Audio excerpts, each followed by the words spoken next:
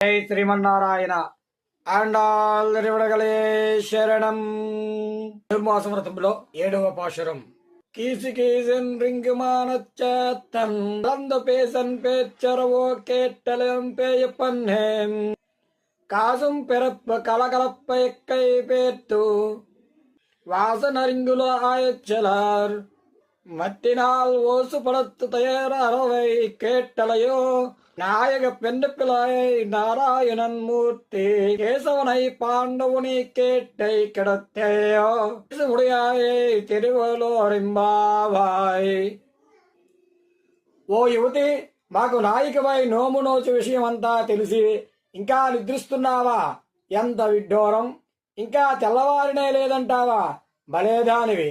అదుగో భారద్వాజ జంట పక్షులు రాత్రంతా కలిసి ఉండి ఆహారం కొరకు విడిపోతూ కీచి కీచుమని రోద చెయ్యడం నీకు వినబడలేదా? పోనీలే ఓ చిన్నదానా, గోపికలు వేకువనే లేచి పెరుగు చిలుకుట నీకు కనబడకపోవచ్చు.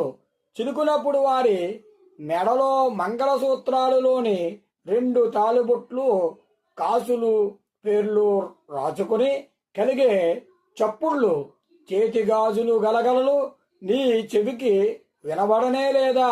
మజ్జిగ చిలికేటప్పుడు చిర్రుబుర్రుమనే మనోహర శబ్దమైన వినలేదా? వినులువీలుగా వినగారనే లేదా? మాకు నాయికవై ఓ చిన్నదాన పరంధాముడైన సర్వార్థ సాధకుడైన శ్రీ కేశవస్వామిని స్తుతిస్తూ పరమ గానం చేస్తుండగా నీవు వింటూ కూడా నిధులలో ఉన్నావా? ఇకనైనను వేగిరముగా మేలుకో. మనమంతా వ్రతము ఆచరించాలి కదా. నోము విషయం తెలిసి నిద్రిస్తున్నటువంటి నాయకుని